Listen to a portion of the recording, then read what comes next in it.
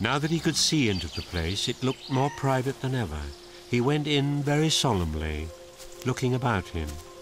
Everything was very quiet inside. Even the fountain, which rose near the middle of the garden, made only the faintest sound. The lovely smell was all around him. It was a happy place, but very serious. He knew which was the right tree at once, partly because it stood in the very center, and partly because the great silver apples with which it was loaded shone so, and cast a light of their own down on the shadowy places where the sunlight did not reach. He walked straight across to it, picked an apple, and put it in the breast pocket of his jacket.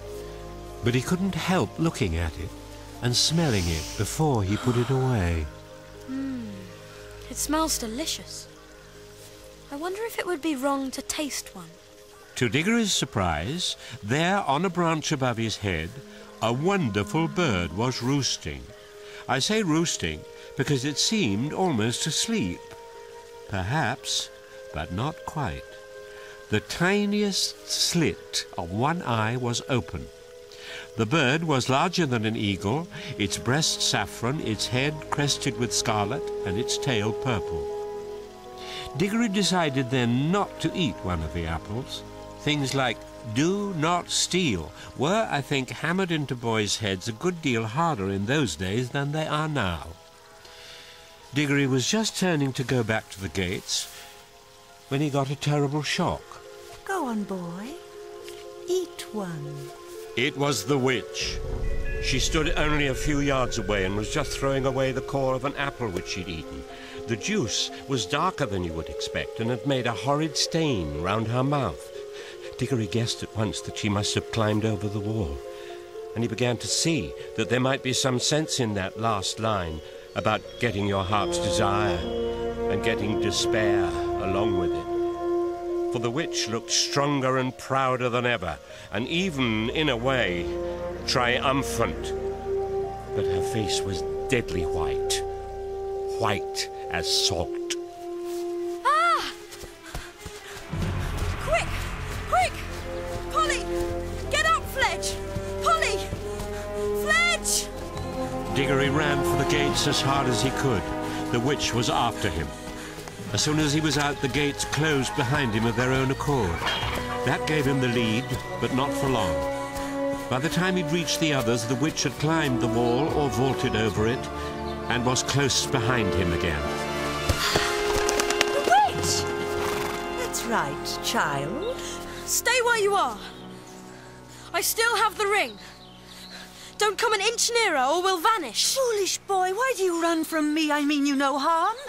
If you do not stop and listen to me now, you will miss some knowledge that would have made you happy all your life. Well, I don't want to hear it, thanks. I know what errand you have come on, for it was I who was close beside you in the woods last night and heard all your counsels. You have plucked the fruit in the garden yonder. You have it in your pocket now, and you are going to carry it back, untasted, to the lion. For him to eat, for him to use. You simpleton, do you know what that fruit is? It is the apple of youth, the apple of life. I know, for I have tasted it, and I feel already such changes in myself that I know I shall never grow old or die. Eat it, boy, eat it. And you and I will both live forever and be king and queen of this whole world.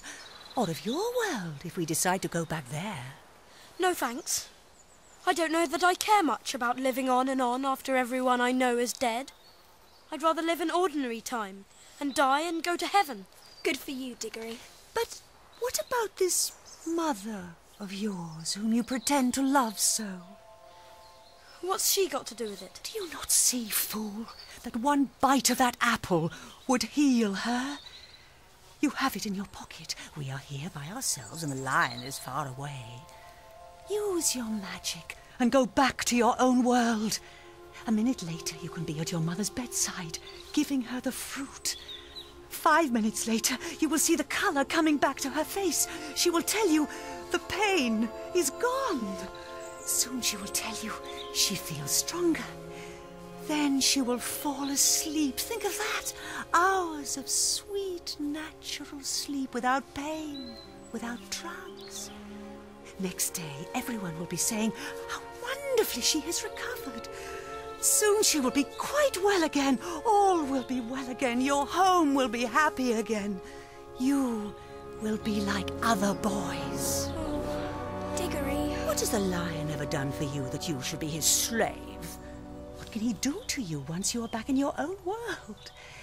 And what would your mother think if she knew that you could have taken away her pain and given her back her life and saved your father's heart from being broken, and that you wouldn't?